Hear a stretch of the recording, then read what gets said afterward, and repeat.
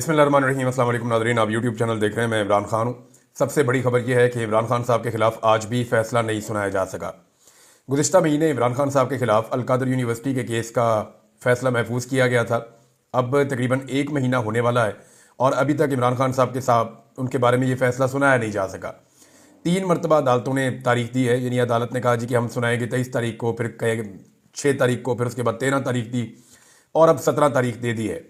आज अदालत में क्या हुआ ये मैं आपको बाद में बताता हूँ, लेकिन इमरान खान साहब के बारे में ये फैसला पहले ही सुना दिया गया था और ये जज ने नहीं सुनाया था, बल्कि कुछ ऐसे सियासतदानों ने और ऐसे सहाफ़ियों ने सुनाया जो एस्टेब्लिशमेंट के बहुत करीब हैं या जो एस्टेब्लिशमेंट के कबीले से ताल्लुक़ रखते हैं, जैसे कि फैसल वाडा हो गए, जैसे कि वज़ीर इत्तलात हो गया, जैसा कि ख्वाजा आसिफ हो गए, और कुछ ऐसे सहाफ़ी भी हैं जिन्होंने ये फैसला पहले से सुनाया। बल्कि ये भी बता दिया था कि इमरान खान साहब को कह रहा था 10 साल सज़ा होगी, कोई कह रहा था कि 14 साल सज़ा होगी।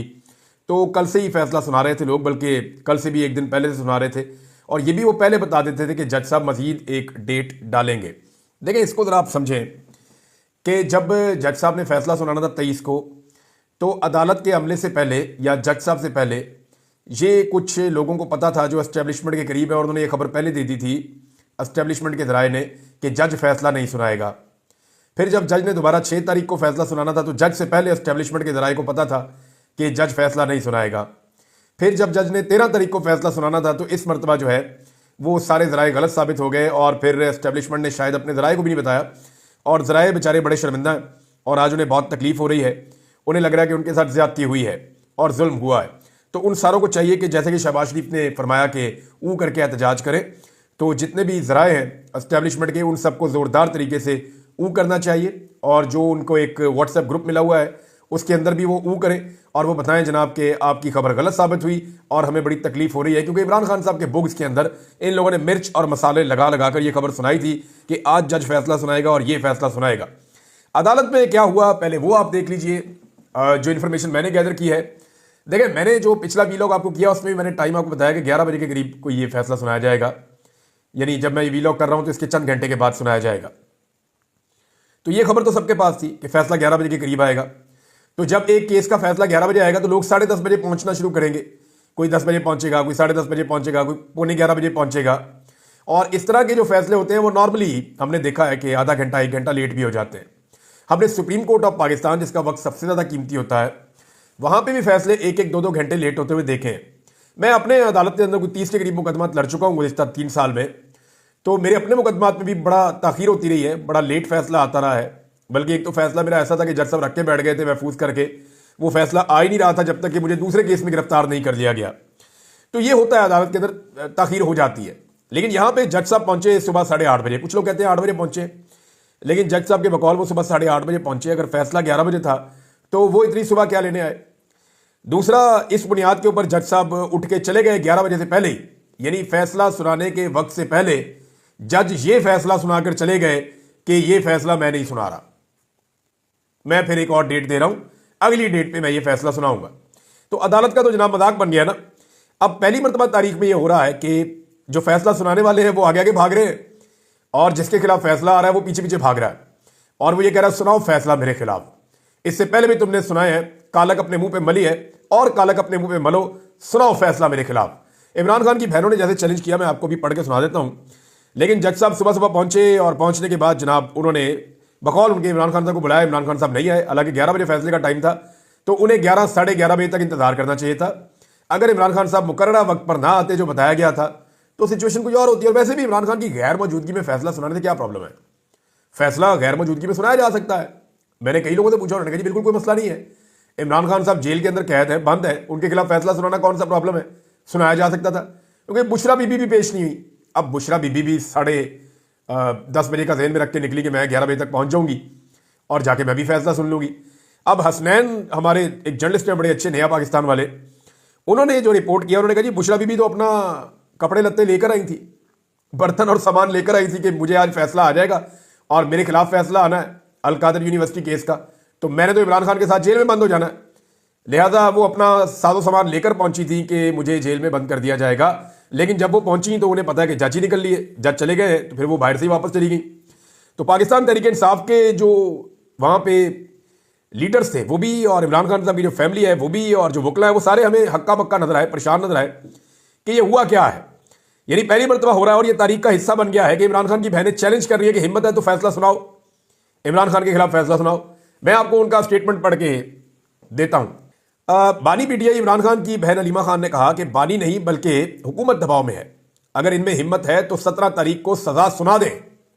इमरान खान और बुशरा बीबी के खिलाफ अलकादर ट्रस्ट फैसला मौखर होने के बाद अडियाला जेल के बाहर उन्होंने गुफ्तगू की। अलीमा खान ने कहा कि डील का लफ्ज सुन सुनकर तंग आ गए हैं, जो वक्त हमें दिया गया था हम वक्त पर पहुंच गए। ये हुकूमत बहुत ज्यादा दबाव में है क्योंकि दुनिया और पूरा पाकिस्तान सब देख रहा है। इमरान खान चाहते हैं कि केस का फैसला जल्दी हो ताकि दुनिया को पता चले। अलीमा खान ने कहा कि इमरान खान फैसला मौखर होने पर बिल्कुल खुश नहीं होंगे। इमरान खान तो खुद चाहते हैं कि अलकादर का फैसला जल्द हो जाए ताकि वो इसको हाई कोर्ट लेकर जाएं। इस वक्त इमरान खान नहीं बल्कि हुकूमत दबाव में है। आज भी फैसला सुनाने की जहमत नहीं की गई। अगर इनमें हिम्मत है तो इमरान खान को 17 तारीख को सजा सुना दें। अलीमा खान ने मजीद कहा कि इमरान खान ने 2 मुतालबात किए थे।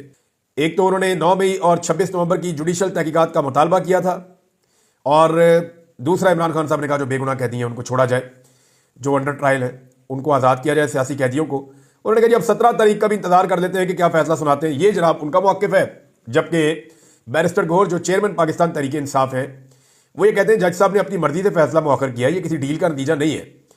और सलमान अकरम राजा ने कहा कि डील का तासुर गलत है, अलकादर केस का हुकूमत के साथ मुज़ाकरात से कोई ताल्लुक नहीं है। और बैरिस्टर गौहर ने मीडिया को बताया कि हम आज अडियाला जेल में इस इंतजार में बैठे थे, लेकिन अदालत के अमले ने हमें बताया कि अब फैसला 17 जनवरी को सुनाया जाएगा। हमारे साथ ट्रायल कोर्ट का ये रवैया गैर मुनासिब है। 2 तरह की खबरें। वो कह रहे हैं हम तो बैठे हुए थे अदालत के अंदर, और अदालती अमले ने कहा जी 17 तारीख को फैसला सुनाएंगे। अब इनके बयान से ऐसा लगता है कि शायद जज साहब इनके मत्थे ही नहीं लगे। अब जज साहब कहीं बैठे हुए थे और वो इंतजार कर रहे थे इमरान खान साहब का बकौल उनके या हुकूमती जो तर्जुमान है उनके। इन हुकूमती कैंपों में आग लगी है, वो बहुत परेशान है। उन्हें लगता है कि उनके साथ हाथ हो रहा है। अब असल मामला क्या है वो मैं आपको बाद में बताता हूं, लेकिन अगर सीरतुन नबी पे एक यूनिवर्सिटी या तालीमी अदारा बनने पर इमरान खान साहब के खिलाफ फैसला हो जाए और उन्हें सजा हो जाए तो इसको तो उन्हें एक सादत ही समझना चाहिए। और मुझे लगता है कि इमरान खान साहब ऐसा ही सोच रहे होंगे कि मैंने तो एक यूनिवर्सिटी बनाई नबी अकरम सल्लल्लाहु अलैहि वसल्लम की सीरत को तलबा को पढ़ाने के लिए, तो अगर इसके नतीजे में मुझे कोई सज़ा हो जाती है तो ये तो एक सादत है, और इसके अलावा और क्या हो सकती है। तो मुझे नहीं लगता कि इमरान खान इसको लेकर ज़्यादा परेशान हो गए इससे पहले। और हुकूमत ये जानती है, एस्टेब्लिशमेंट ज़्यादा बेहतर तरीके से जानती है कि इस फैसले का नुकसान क्या होगा। देखिए पाकिस्तान तरीके इंसाफ की भी तैयारी पूरी है। जब ये फैसला इमरान खान के खिलाफ आएगा तो वो बताएंगे कि यूनिवर्सिटी क्या है, यहाँ का निसाब क्या है, यहाँ पे पढ़ाया क्या जाता है, यहाँ के तलबा के इंटरव्यू क्या है, ये यूनिवर्सिटी अंदर से दिखती कैसी है, हर चीज रिकॉर्ड पे मौजूद है और आने वाले वक्त पे आपको नजर आएगी जब ये फैसला सुनाया जाएगा। तो एस्टेब्लिशमेंट भी ये जानती है। अब आए उस दबाव या उस कहानी की तरफ जो असली बात है। मामला यह है कि एस्टेब्लिशमेंट को यह बता दिया गया है कि जुल्म और ज्यादती अब बंद कर दें। जहां से इनको हुक्म आता है ना, एस्टेब्लिशमेंट को इनको बता दिया गया है कि जो जुल्म ज्यादती और जबर आपने करना था, जो बाइडन इंतजामिया ने आपका पूरा साथ दिया, अब ये जुल्म ज्यादती और जबर आप बंद कर दें। प्रॉब्लम ये हो रहा है कि वो भी ये चाहते हैं कि किसी तरह कोई मामला हल हो जाए, कोई डील हो जाए, लेकिन इमरान खान साहब उन शराइत पर मान नहीं रहे जिसकी वजह से चीज़ें आगे जा रही हैं। यानी जब ये फैसला पहली मरतबा मौखर किया गया 23 को, तो अंदाज़ा ये था कि 23 से पहले पहले कोई मामला निपटा लेंगे। फिर 6 तारीख दी गई, सोचा गया कि 6 से पहले पहले निपटा लेंगे। फिर 13 तारीख दी गई, इतवार वाले दिन जेल खोली गई, लगा कि शायद मामला निपटा लेंगे। लेकिन इमरान खान साहब मामला निपटाने के हक में नहीं है। इमरान खान साहब वो मुतालबात नहीं मान रहे जो उनसे किए जा रहे हैं। मिसाल के तौर पे आप हुकूमत को जो है वो लेजिटिमेट तस्लीम करें, आप कहें ये ठीक हुकूमत है, ये अपना काम करती रहे, आप अपनी जो सियासत है वो करते रहे, हल्की फुल्की मौसीकी आपकी चलती रहे। साथ में इमरान खान साहब को यह भी कहा गया कि आप एस्टेब्लिशमेंट के खिलाफ कोई बात नहीं करेंगे। फिर कुछ मुतालबात हैं कि एस्टेब्लिशमेंट के जो बड़े तगड़े लोग हैं उनके खिलाफ किसी किस्म की कार्रवाई नहीं करेंगे या उनके खिलाफ किसी किस्म की कंपेन का आप हिस्सा नहीं बनेंगे। तो इमरान खान साहब इतनी सारी यकीन दहानियां करवाने के मूड में लगते नहीं है कि वो खामोश रहेंगे, चुप रहेंगे, अच्छे बच्चों की तरह डील करेंगे। इमरान खान साहब ने जितनी कुर्बानी दे ली है वो उसके बोझ के नीचे ही दब गए हैं। जितनी मार उनके वर्कर को पड़ गई है, जितने लोग उनके शहीद हो गए हैं, उनकी बहनें और भांजा तक अंदर हो गए हैं, उनकी बीवी को इतना अरसा अंदर रखा गया, इतना जुल्म जबर सहने के बाद भी अगर इमरान खान ने डील करनी है तो फिर ये कोई कॉमन सेंस इसको मानती नहीं है।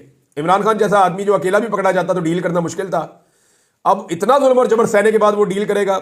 ये कोई जो सेन ह्यूमन माइंड है या जिस आदमी में जरा सी भी कॉमन सेंस है उसको आइडिया हो जाएगा कि इमरान खान ये जरूर कर लेगा कि बाकियों की भी कुछ इज्जत रख लेगा, लेकिन किसी डील के नतीजे में अपनी इज्जत इमरान खान कभी भी नहीं गवाएगा, यह सबको समझ जाना चाहिए। ज्यादतियां बंद करने का पैगाम मिल गया। सिस्टम को समझ नहीं आ रही कि सजा दें तो एक ऐसी लड़ाई शुरू हो जाएगी जिसके लिए इमरान खान ज़हनी तौर पर तैयार है। यानी इमरान खान ने तो कहा कि मैं इसके लिए तैयार हूं, मुझे सजा दें, एक नई लड़ाई शुरू हो जाएगी, मैं लड़ूंगा।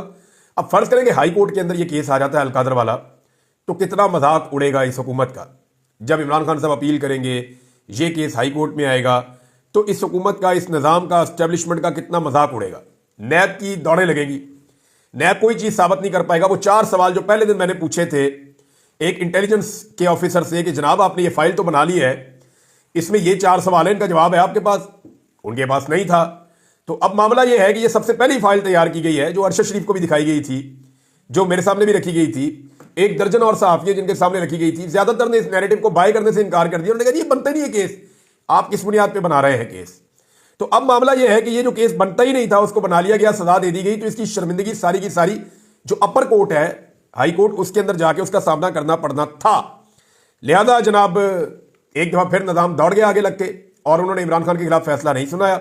हो सकता है 17 तारीख को इन्हें फैसला सुनाना पड़ जाए इमरान खान के खिलाफ, अगर इमरान खान साहब जो है वो उनके साथ इनका कोई मामला तय नहीं होता।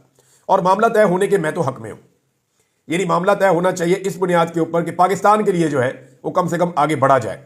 इमरान खान साहब से जो है वो माजरत करें जो आपने उनके साथ जुल्म और ज्यादतियां की हैं, और जो जुल्म और ज्यादतियां की हैं उनका जितना अदाला हो सकता है वो भी किया जाए। मिसाल के तौर पे अब आप देखेंगे एजाज चौधरी साहब हैं, सेनेटर पाकिस्तान तरीके इंसाफ के, एक लंबे अरसे से उनका जो है प्रोडक्शन ऑर्डर ही जारी नहीं हो रहा था, यानी 2 साल से ऊपर हो गए हैं।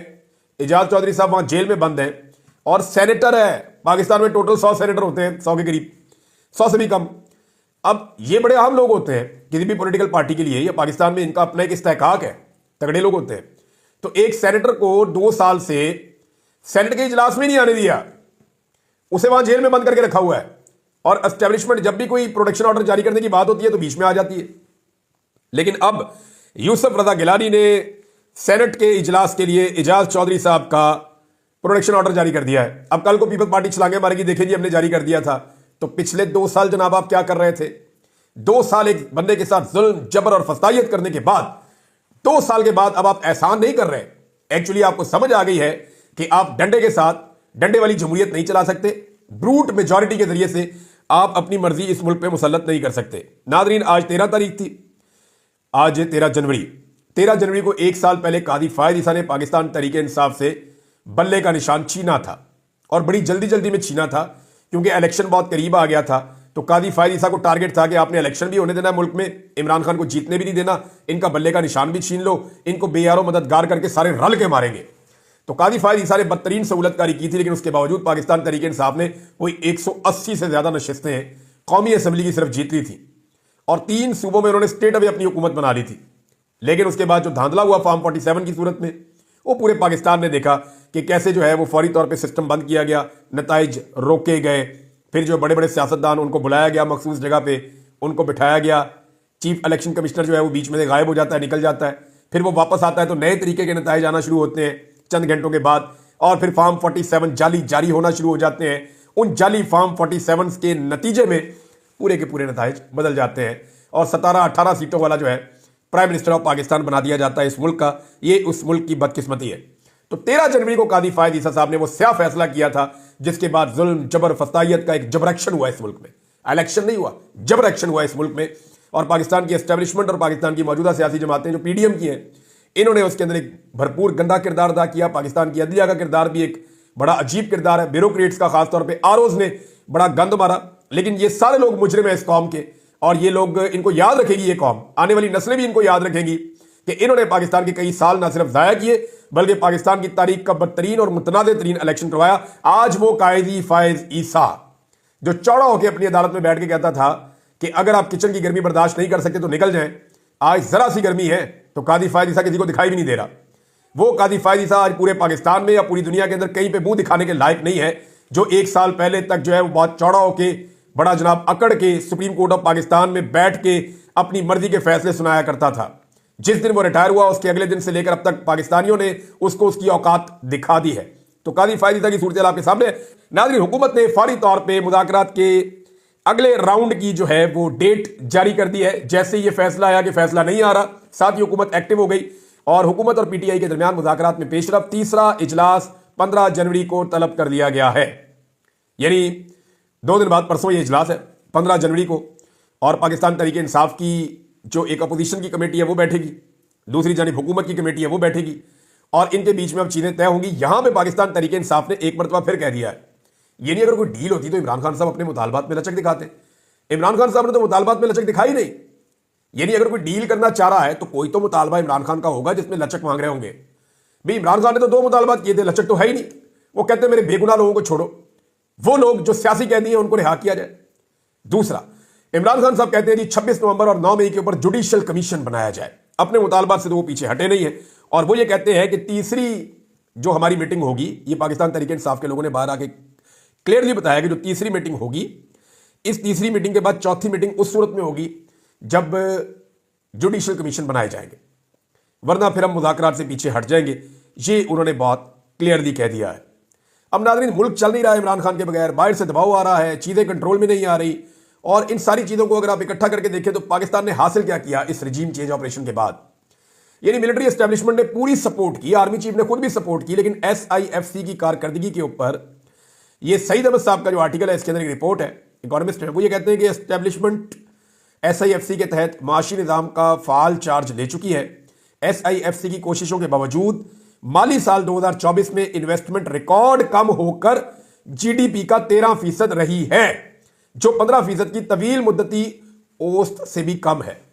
यानी पाकिस्तान की बड़े लंबे अरसे से कभी GDP का इतना कम परसेंट के ऊपर इन्वेस्टमेंट नहीं आया जो अब आया है। हालांकि इस वक्त पाकिस्तान की एस्टेब्लिशमेंट SIFC के ऊपर पूरा जोर लगा रही है। अब वो बता रहे हैं कि पाकिस्तान तहरीक इंसाफ के दौर से भी बहुत कम है, और ये उन्होंने आर्टिकल इसके बारे में लिखा हुआ है। इसमें अच्छी और बुरी चीज़ें शामिल हैं, लेकिन ये चीज़ मैंने हाईलाइट की, आपके सामने रखी। किस्मत खान साहब ने इसको ट्वीट भी किया हुआ है, वहां पर भी जाके आप पढ़ सकते हैं। तो मामला जनाब बड़ा क्लियर है कि मुल्क संभल नहीं रहा, इकॉनमी ठीक नहीं हो रही, महंगाई के हाथों लोग परेशान हैं, और लोग कोई नैरेटिव बाई नहीं कर रहे। पाकिस्तानी खड़े हुए सारे के सारे इमरान खान के साथ, और एस्टेब्लिशमेंट की जमातें और एस्टेब्लिशमेंट एक साइड पे खड़े हुए बिल्कुल तन्हाई का शिकार है। अच्छा, पहले इनको आलमी सपोर्ट थी तो जरा इनको थोड़ी तन्हाई इनकी कम रहती थी, ये दौरों शोरों पे निकल जाते थे, बाहर इनकी वाहवागारी हो जाती थी। तो एस्टेब्लिशमेंट की जमातें और आलमी कुव्वतें ये सारे मिलकर पहले एक तरफ खड़े थे, अवाम और इमरान खान बेचारे एक तरफ खड़े थे। अब हुआ यह है कि आलमी दबाव भी शिफ्ट होना शुरू हो गया जो बाइडन के इलेक्शन हारने के बाद से। अब जो बाइडन का हाथ इनके ऊपर से उठा तो इंटरनेशनली भी वो प्रेशर हट गया। तो अब जो तन्हाई का शिकार है वो एस्टेब्लिशमेंट और एस्टेब्लिशमेंट की जमातें हैं, जबकि इमरान खान साहब के साथ जो है वो आलमी सतह की सपोर्ट भी है और पाकिस्तान के अंदर की सपोर्ट भी है। तो ऐसे आदमी ने फायदा उठाना चाहिए, ना कि अपना मजीद नुकसान करना चाहिए। एक और खबर है नाजरीन, और ये भी इंपॉर्टेंट खबर है, और ये आई है जनाब बरतानिया से। फैजान शेख साहब ने जनाब इसको रिपोर्ट किया है। वो ये कहते हैं कि इमरान खान के साथ होने वाली नाइंसाफियों और पाकिस्तान में जारी बुनियादी इंसानी हकूक की खिलाफवर्जियों के खिलाफ बरतानवी नायब वजीर आजम एंजेला रेनर को संगीन मामलात से आगाह कर दिया गया है, और आने वाले पार्लियामेंट्री ब्रीफिंग के लिए मदऊ भी कर दिया गया है, और यह इम्कान है कि वो उस ब्रीफिंग के मौका पर मौजूद रहेंगी। ये नायब वजीर आजम है बरतानिया की।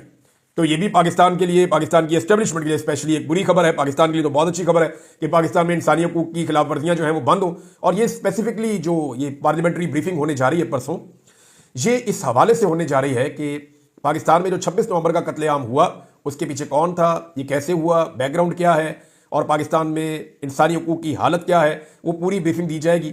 और उसके बाद मुतालबात भी कुछ सामने रखे जाएंगे। और जो स्पेशली एक मुतालबा है वो ये है कि जो लोग इस सारे जुल्म और ज्यादती में मुलव्विस हैं उन लोगों के ऊपर, पाकिस्तान पे नहीं, उन लोगों के ऊपर पाबंदियां लगाई जाए, उनके वीज़े कैंसिल किए जाए, उनके ऊपर ट्रैवल पे पाबंदी लगाई जाए, उनके असासे मुंजमद किए जाएं। अब तक इतना ही, अपना ख्याल रखिएगा, अपने चैनल का भी। अल्लाह हाफ़िज़।